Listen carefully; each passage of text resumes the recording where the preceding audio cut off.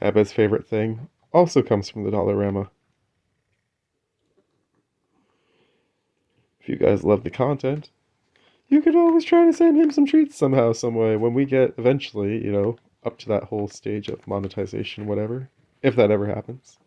But in the meantime, we will always do our fun things on this channel. And one of our fun things that we will always do on this channel is Dollarama Draws of Destiny! Good afternoon, everybody. I hope you're all doing well. I know I did the thing in the reverse order. I was just excited. I was trying to actually make a video of me shaking up the treats and opening them and pouring them out to open this video up. But Kaiba decided to be stubborn. He didn't want to come in until after I decided to cut that video and delete it. And then he came in to start eating the treats, and I had to start on the fly. So that's why everything is kind of weird. Anyways, um, one of you guys out there had been talking to me in the comments and mentioned to me that you're loving the content, but the content isn't being pushed very much. I'm not really sure why that is. I'm going to try and start making more regular videos. Try to post at least one Dollarama draws of Destiny a week. Post 1 to 2 episodes of new set versus old set. And if I have anything else for the channel, maybe a deck to do or something, I will post that as well. I've been loading all my decks up to Architect. So far, I only have one power level 3, which I find really funny, because I know at least a bunch of my decks are power level 3. But, the one that they picked for power level 3 is the one deck that actually has a game changer card in it, and it by far is one of the weaker decks out of the ones I've loaded so far, so I find it really funny. But I'm still all for the brackets. There's been a lot of really good content creators who have posted some really interesting videos on the subject. I'm a big fan of the professor's video on it. If you haven't seen the Professor of Tolarian College's video on the brackets, I definitely would recommend going checking it out. But yeah. I'm still sitting where I was sitting before with regards to the brackets. I'm just going to open this first pack while we talk. So, we're doing it the other way again. Okay. Well, okay. Is there a holo? No. Doesn't look like we're going to have a holo in this pack, which is fine. Can't get a holo in every pack. Our last video, we had some really special magic going on. 3 packs, 2 holos. I was pretty impressed. Just gonna shift my position onto the bed so I can get closer to the camera for you guys. And here we go. First pack. We got a questionable cuisine. It's an acorn card, unfortunately, so we wouldn't be able to use it. Turn up to 2 target creature cards from your graveyard to your hand. Create a food token for each trash can you can see from your seat. I like it. Alright. We got our first, we'll put the acorn cards over here. We got our first land, Secluded Sandsteep.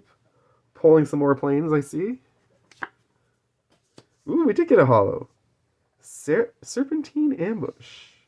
Till end of turn, target creature becomes a blue serpent with base power and toughness of 5/5.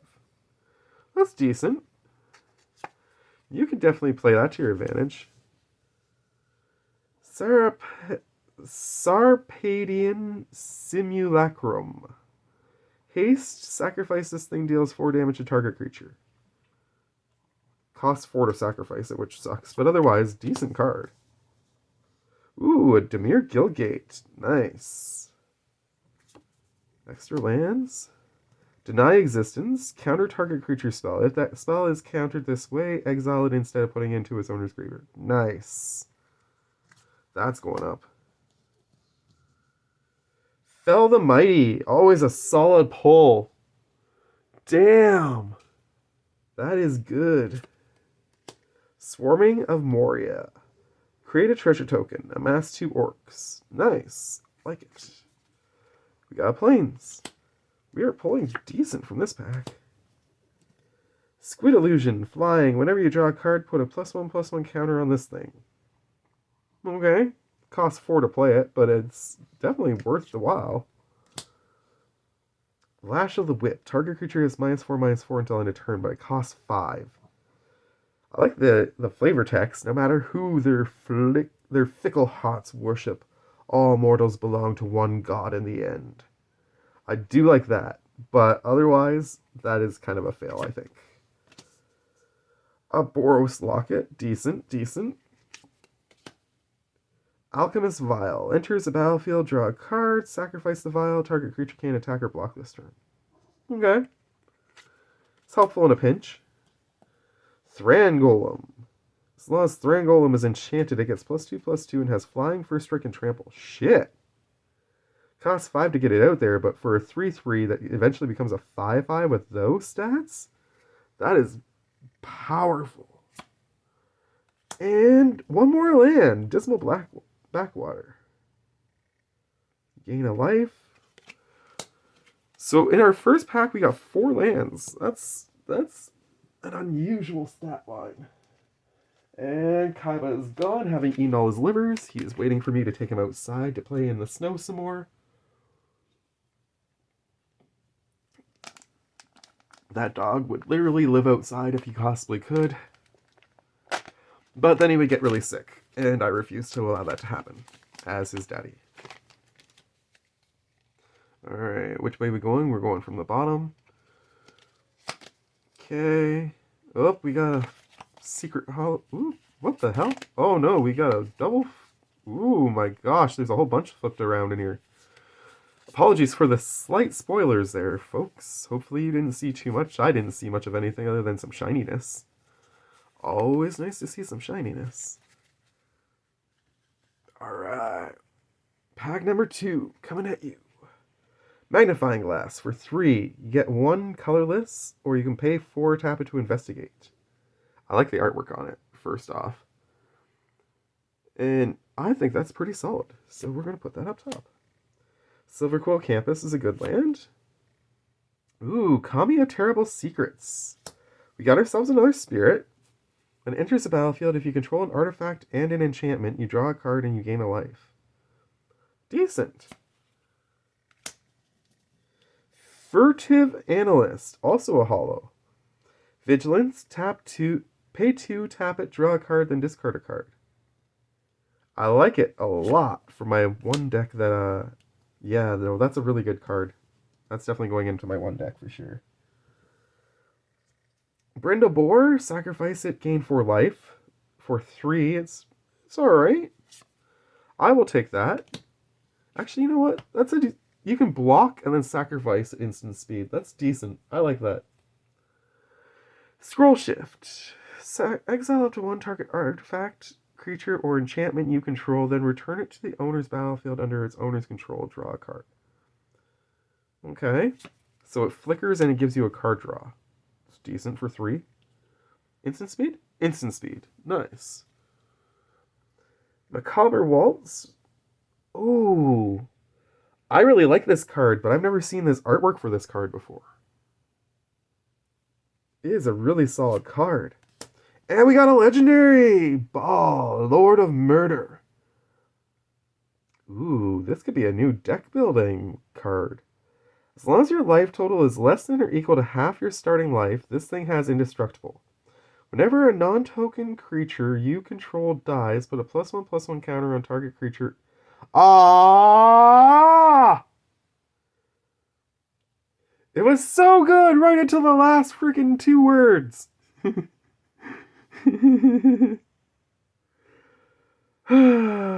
Disappointing. A great pull nonetheless, but you guys all know I hate Goad. That is not a card that I will likely end up playing. Target creature gets +1/+0 and gains first strike until end of turn. If it's a goblin or orc, it also gains haste. For 1, that's decent. Ooh, I love Elixir of Immortality. You get to gain 5 life, shuffle it and your graveyard into your library for 2. It's an excellent freaking card. For anything that you have, if you have a deck where you have certain cards you need to be able to get back into play, That is amazing. Before we finish this pack, I'm going to set him aside.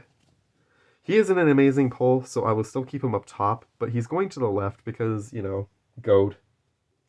The most disappointing of all mechanics. For those who are new to the channel, my thing about goad is I don't like people saying that that I have to attack. I don't care as much about the fact that I can't attack a certain person with a certain creature. That part doesn't bother me. The fact that I am forced to attack when I'm not an offensive player, I'm more of a defensive player, is what irritates me. So that's why I'm really against goading. And then to add insult to injury, the fact that you can attack the player that is forcing you to attack, I think is crap. Anyways, Monstrous Onslaught deals X damage to divided as you choose among any number of target creatures, where X is the greatest power among creatures you control as you cast Monstrous Onslaught. Shit! For 5, that's insane! That is a pull, ladies and gentlemen, right there, for sure. Wicked Slumber. Convoke it. Tap up to 2 target creatures, put a stun counter on either of them, then put a stun counter on either of them. I pulled this the other day. It's an awesome card. I like this card because you can convoke it, and you can choose to double stun one of the creatures. Coming Attraction is a decent card. You get to search your library for a land, put it on the battlefield, tap, then shuffle, and then you open an attraction. Now, here's the thing. If you don't have attractions, I'm not sure whether you can play this card. I think you can because that last part is a separate sentence, so if you can't do that part, I don't think it affects the first half of the card. But I'm not 100% sure on that. Let me know in the comments down below what the correct ruling on that is. Vow of Lightning, we went over this the other day, is an amazing card because it does exactly what I wish Goad would do. You get to enchant the creature, you get to make it so that it can't attack you or a planeswalker you control, but it's not forced to attack. I like that. Bombadil's Song? Target creature gains +1/+1 and gains hexproof until end of turn, then the ring tempts you. It's a good instant for 2 for sure. Assimilate Existence. Counter target creature spell or battle spell unless its controller pays 4. If they do, you incubate 2. Okay, so if they actually do pay the mana, you get to get something out of it still, which is neat. Unfortunately, the only deck that I actually play incubation tokens in is a black-white deck, so I'm going to middle that one. Alright, if we're not counting that as the poll of the day, which I really don't want to count that as the poll of the day, I think it's got to be...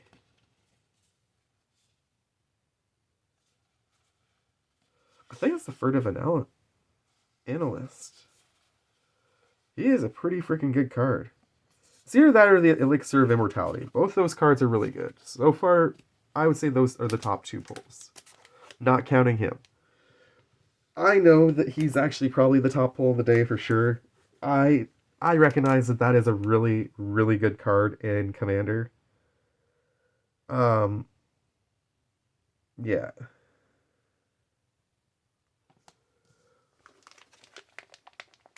I don't know if the goad permanently lasts, though. That's the only thing. It doesn't say one way or the other, so I assume yes, but I could be wrong. Okay, we got some stuff that's backwards. Hang with me. I'm going to just kind of try and get that off screen a little bit so you guys don't see the spoilers this time. Alright, there we go. Third pack. Try to speed this up a bit because I'm worried I'll run out of memory.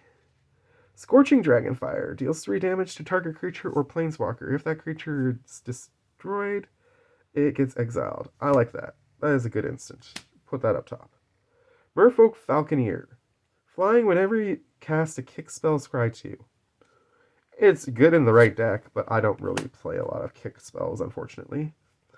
Netcaster Spider Reach. Whenever it blocks a creature with flying, it gets +2/+0 until end of turn, so it becomes a 4/3. I'll take that.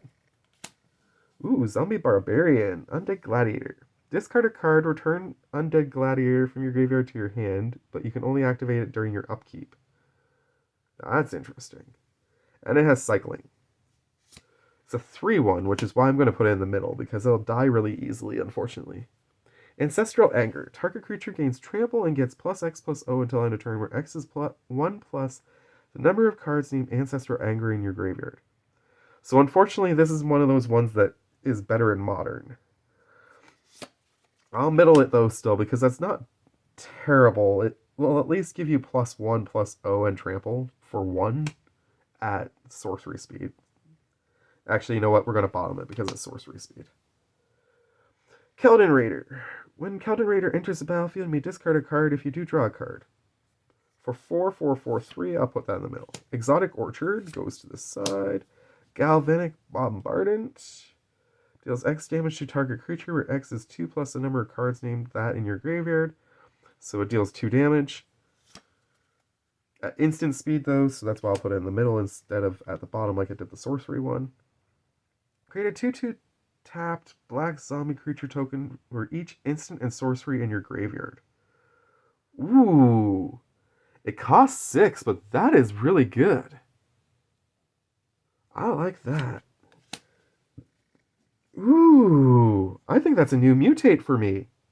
I don't think I have this one. I'll check afterwards. I definitely don't have this artwork for this one if I have it. Archipelagoer. Mutate 6. Whenever this creature mutates, tap up to X target creatures where X is the number of times this creature has mutated. Those creatures don't untap during controller's next untap step. I really don't know if I have that one, but I'm definitely psyched to pull it if I don't. And if I do, that's still an amazing card. Target creature gets +1/+3 and gains reach until end of turn. Untap it at instant speed. That's great. Kessekit, we know him, we love him. He comes constantly in Dollarama Draws of Destiny. I'm going to middle him. Back for more. Return target creature card from your graveyard to the battlefield. When you do, it fights... Ooh, costs 6, but you get to fight something you don't control at instant speed. I'm going to put that up top. Moonsnare Prototype. Tap an untapped artifact or creature you control. Add colorless. Channel 4 and a blue. Discard this thing. The owner or target non-land permanent puts... I like it. It's going up top. Turn Inside Out. Target creature gets +3/+0 until end of turn. When it dies, this turn, manifest dread. Okay. Doing good so far. So far, so good. 1 pack to go, ladies and gentlemen. I'm hoping you're enjoying the video. Great way to break up your week.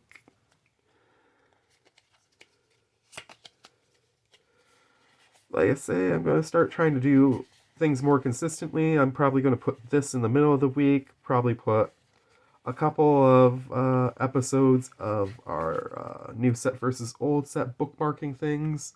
And anything else that I'm going to open or do on the channel, I'll probably save for weekends. Derelict Attic Widow's Walk.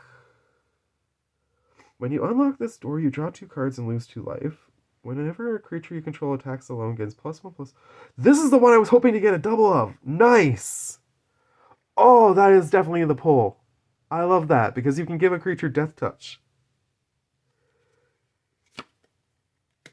Excellent. Skyclave Sentinel. Artifact creature, Gargoyle, Kicker 4. Flying Defender.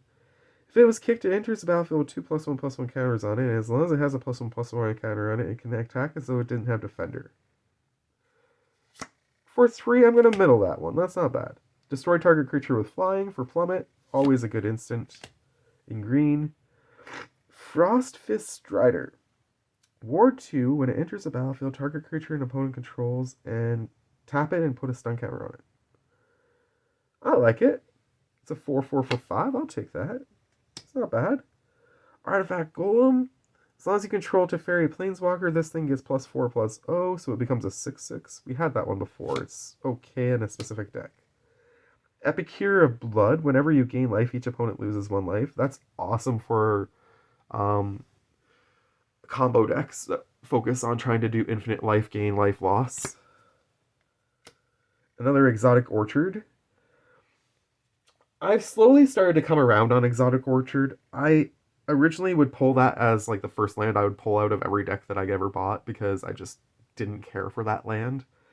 But I'm understanding that there's certain times where you really want to be able to tap for black, for example, when you can't tap for black because it's not in your lands, and somebody's given you something where if you don't tap for black, you're going to get punished. Like, I can see the reasoning that behind having one of these.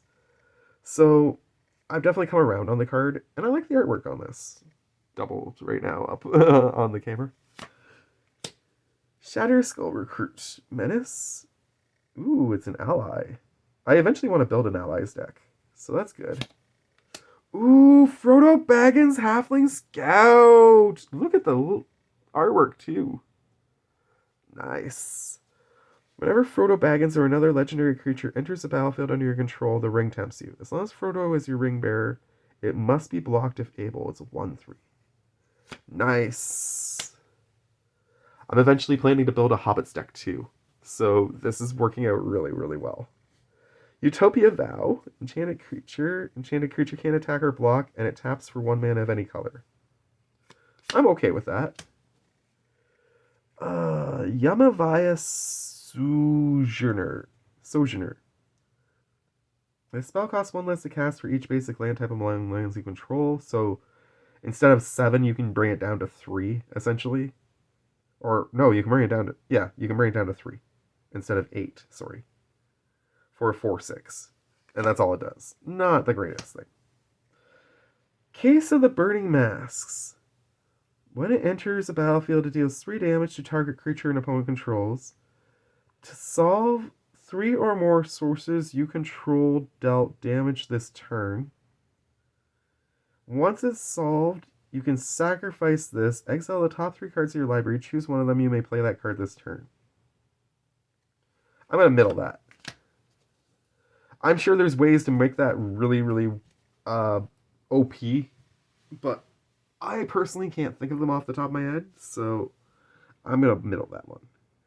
Enchanted creature gets +1/+3. Return enchanted creature to its owner's hand for white. Cool, so you can save something that you enchant with this. I like that. That's actually going up top, for sure. Nearby Planet, Rangeling. This card is every land type, including plains, island, swamp, mountain, forest, desert, gate, lair, locust, and all of those Urza ones. Ah, damn it, it's an acorn! Shoot! I didn't notice the acorn right away. That's unfortunate. Nearby planet enters the battlefield tapped. When nearby planet enters the battlefield, sacrifice it unless you pay 1.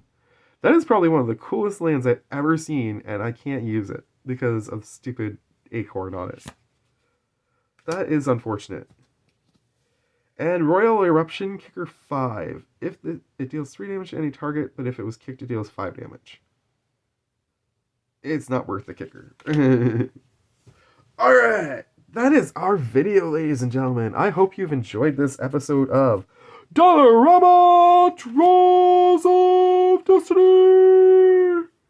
I think definitely my favorite card of the day is going to have to be that Frodo Baggins, because it can't be this guy.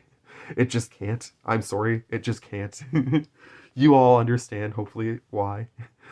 But in the meantime, I hope you're having a great week. I hope you're enjoying the new set versus old set series. And please keep tuning into that content. Liking, subscribing, commenting, all that good stuff. And in the meantime, much love to you all from me to you. Take care. And